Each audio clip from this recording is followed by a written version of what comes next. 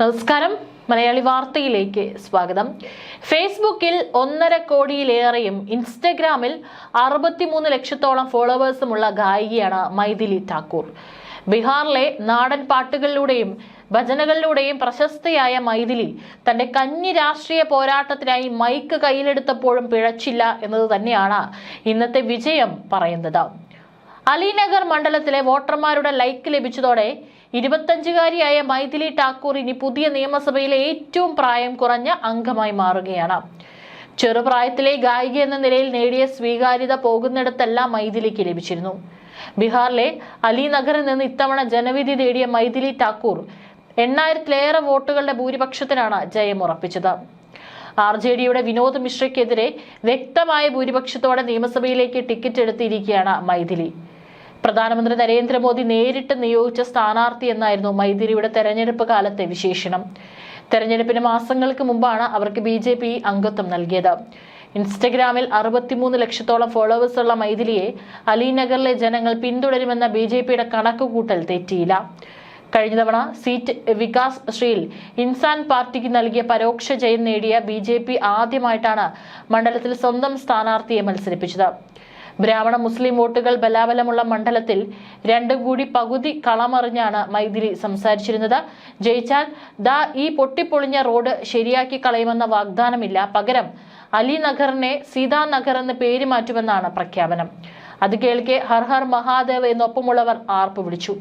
ബീഹാറിലെ ജനങ്ങളെ സേവിക്കുകയാണ് തന്റെ ലക്ഷ്യമെന്നായിരുന്നു തെരഞ്ഞെടുപ്പ് റാലികളിൽ മൈഥിലി പറഞ്ഞിരുന്നത്. എന്നാൽ അതിനിടയിൽ അവർ വിവാദങ്ങളിലും അകപ്പെട്ടു. ബഹുമാനത്തോടെ കൊണ്ടു നടക്കേണ്ട പാക് എന്ന തലപ്പാവിൽ വെച്ച് മഖാന കഴിക്കുന്ന വീഡിയോയാണ് പണി പറ്റിച്ചത്. ഒടുവിൽ മൈഥിലിക്ക് മാപ്പ് പറയേണ്ടിയും വന്നു. ഈ മണ്ഡലത്തിൽ നിന്ന് ചരിത്രത്തിൽ ആദ്യമായാണ് BJPക്ക് ഒരു MLA വരുന്നത്. കഴിഞ്ഞ തവണ സീറ്റ് വികാസ് ശ്രീൽ ഇൻസാൻ പാർട്ടിക്ക് നൽകുകയായിരുന്നു. എന്നാൽ ഇത്തവണ തീരുമാനം മാറ്റി BJP സ്വന്തം സ്ഥാനാർത്ഥിയെ തന്നെ പ്രഖ്യാപിച്ചു. ഇതിനോടൊപ്പം ബീഹാറിലെ ഏറ്റവും പ്രായം കുറഞ്ഞ MLA എന്ന ചരിത്രവും മൈഥിലിക്കൊപ്പം ചേരും. ഇതിനു മുൻപ് തേജസ്വി യാദവും തൗസിഫ് ആലുവുമായിരുന്നു ഇത് പങ്കിട്ടിരുന്നത്. 2015-ൽ രഘോപൂരിൽ നിന്ന് തിരഞ്ഞെടുക്കപ്പെടുമ്പോൾ 26 വയസ്സായിരുന്നു തേജസ്വിയുടെ പ്രായം. ഇതേ പ്രായത്തിൽ 2005-ൽ സ്വതന്ത്ര സ്ഥാനാർത്ഥിയായി മത്സരിച്ചാണ് തൗസിഫ് വിജയിച്ചത്. ഹിന്ദുസ്ഥാനി സംഗീതങ്ങളിലൂടെ സമൂഹ മാധ്യമം കീഴടക്കിയ ബീഹാറി ഗായിക കുഞ്ഞനുജന്മാർക്കൊപ്പം ഹാർമോണിയം വായിച്ച് ആത്മാവിന്റെ ആഴങ്ങളെ തൊട്ട് മൈഥിലി പാടിയ പാട്ടുകളൊക്കെ ആസ്വാദകർക്ക് മധുരിതമാണ്. ഹിന്ദി ചാനലായ കളേഴ്സ് TV 2017-ൽ നടത്തിയ റൈസിംഗ് സ്റ്റാർ റിയാലിറ്റി ഷോയിലെ റണ്ണറപ്പായാണ് മൈഥിലിയെ ലോകം അറിഞ്ഞു തുടങ്ങുന്നത്.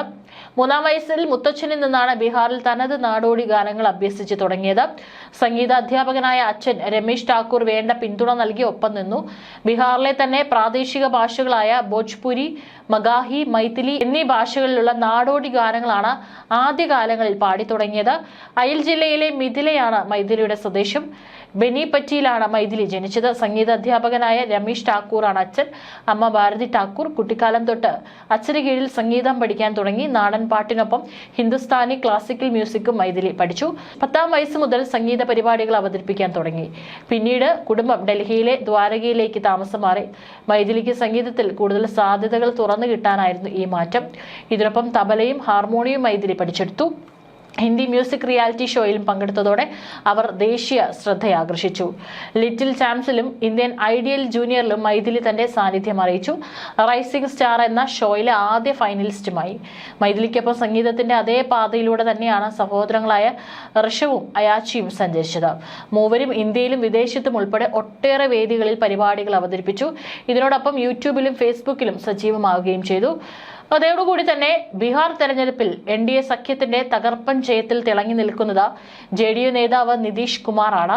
പ്രധാനമന്ത്രി നരേന്ദ്രമോദി എന്നിവരുടെ ശക്തമായ കൂട്ടുകെട്ടാണെങ്കിലും ഒരു യുവ നേതാവ് എന്ന നിലയിൽ ചിരാഗ് പാസ്വാൻ തന്റെ സ്വാധീനം ഉറപ്പിച്ചതായിരിക്കും ഓർമ്മിക്കപ്പെടുക. സോഷ്യലിസ്റ്റ് നേതാക്കളുടെ കാലഘട്ടത്തിന് ശേഷമുള്ള ഒരു യുവ നേതാവിന്റെ ഏറ്റവും തിളക്കമാർന്ന പ്രകടനമാണ് കണ്ടത്. പ്രമുഖരായ നേതാക്കൾ നിറഞ്ഞ NDAയിൽ തന്റെ ലോക് ജനശക്തി പാർട്ടിക്ക് വേണ്ടി 29 മണ്ഡലങ്ങൾ വിലപേശി നേടിയെടുത്ത പാർട്ടി അധ്യക്ഷൻ ചിരാഗ് പാസ്വാൻ 22 മണ്ഡലങ്ങളിൽ നേരിട്ട് മുട്ടി നിൽക്കുന്നതിലൂടെ തന്റെ കഴിവ് തെളിയിച്ചിരിക്കുന്നു. ഇതിൽ 72% വിജയമാണ്. കഴിഞ്ഞ വർഷം ലോക്സഭയിൽ മത്സരിച്ച 5 സീറ്റുകളിലും ലോക ജനശക്തി പാർട്ടി വിജയിച്ചിരുന്നു. 2020-ലെ നിയമസഭാ തെരഞ്ഞെടുപ്പിന് ശേഷം ലോക ജനശക്തിയെ ഏതാണ്ട് എഴുതി തള്ളിയിരുന്നു. അതിന് പിന്നാലെയാണ് ഈ ഉയർത്തിയെഴുന്നേൽപ്പ് എന്നതാണ് ഈ ജയത്തെ സവിശേഷമാക്കുന്നത്. 2020 അന്നത്തെ ഐക്യ ലോക് ജനശക്ത പാർട്ടി JDU നേതാവ് നിതീഷ് കുമാറുമായുള്ള അഭിപ്രായ വ്യത്യാസങ്ങളെ തുടർന്ന് ഒറ്റയ്ക്കാണ് മത്സരിച്ചത്. എന്നാൽ മത്സരിച്ച 130 അധികം സീറ്റുകളിൽ ഒരെണ്ണത്തിൽ മാത്രമായിരുന്നു ജയം. പാർട്ടിക്ക് ഭേദപ്പെട്ട വോട്ട് വിഹിതം കിട്ടുകയും നിരവധി സീറ്റുകളിൽ JDUവിന്റെ പരാജയത്തിന് കാരണമാവുകയും ചെയ്തുവെങ്കിലും ബീഹാർ രാഷ്ട്രീയത്തിലെ അതികായനായി കണക്കാക്കപ്പെടുന്ന പിതാവ് രാം വിലാസ് പാസ്വാന്റെ പാരമ്പര്യം മുന്നോട്ട് കൊണ്ടുപോകാൻ ചിരാഗിന് വ്യക്തിപ്രഭാവവും രാഷ്ട്രീയ വൈദഗ്ധ്യവും ഇല്ലെന്ന് പല രാഷ്ട്രീയ നിരീക്ഷകരും കരുതി. 2021 ചിരാഗിന്റെ അമ്മാവൻ പശുപതി കുമാർ പരസും രാം വിലാസ് പാസ്വാന്റെ പാരമ്പര്യത്തിൽ അവകാശം ഉന്നയിച്ചതിനെ തുടർന്ന് പാർട്ടി പിളരുകയായിരുന്നു. പിന്നീട് കഠിനമായ പോരാട്ടത്തിലൂടെയുള്ള തിരിച്ചുവരവായിരുന്നു ചിരാഗിന്റേത്. ഇന്ത്യൻ രാഷ്ട്രീയ മാനദണ്ഡങ്ങൾ അനുസരിച്ച് യുവ തലമുറക്കാരനായ ചിരാഗ് ദളിത് മുന്നേറ്റത്തിനായുള്ള പാർട്ടിയുടെ വേരുകളിൽ ഉറച്ചു നിൽക്കുമ്പോൾ തന്നെ സ്വയം ഒരു യുവ നേതാവായി ബീഹാർ രാഷ്ട്രീയത്തിൽ ഇടം നേടി. ചിരാഗും അദ്ദേഹത്തിന്റെ പാർട്ടി നടത്തിയ കഠിനാധ്വാനം 2024 ലോക്സഭാ തെരഞ്ഞെടുപ്പിൽ ഫലം കണ്ടു. മത്സരിച്ച 5 മണ്ഡലങ്ങളും വിജയിച്ച് 100% വിജയത്തോടെ താൻ ഒരു ചെറിയ മീനല്ല എന്ന് തെളിയിച്ചു കാട്ടി.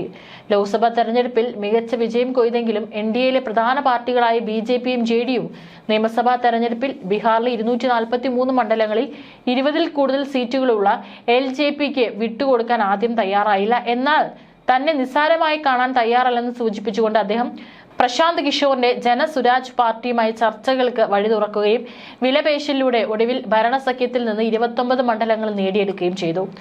തന്റെ വിമർശകർക്ക് ശക്തമായ മറുപടി നൽകിക്കൊണ്ടാണ് ചിരാഗ് തന്റെ പാർട്ടിയെ അതിന്റെ എക്കാലത്തെയും മികച്ച നിയമസഭാ തെരഞ്ഞെടുപ്പ് പ്രകടനത്തിലേക്ക് നയിച്ചിരിക്കുന്നത്.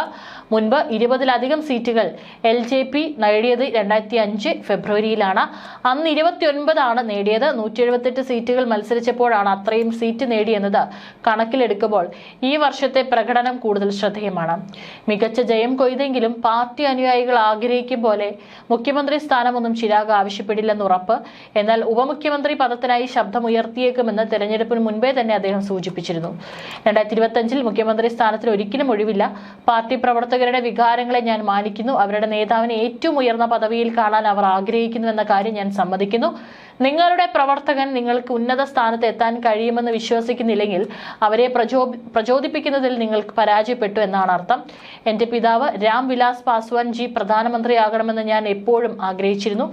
തെരഞ്ഞെടുപ്പിന് മുൻപ് NDTVക്ക് നൽകിയ അഭിമുഖത്തിൽ അദ്ദേഹം പറഞ്ഞു, ഭാവിയിൽ എന്താണ് സംഭവിക്കുന്നത് എനിക്കറിയില്ല. പക്ഷെ ഞാൻ ആദ്യം ഒരു തലം കടന്ന ശേഷം അടുത്ത തന്ത്രം തീരുമാനിക്കും. ബീഹാർ തെരഞ്ഞെടുപ്പിന് ശേഷമുള്ള എന്റെ അടിയന്തര മുൻഗണനകൾ 2027 ഉത്തർപ്രദേശ് പഞ്ചാബ് തെരഞ്ഞെടുപ്പുകളാണ്.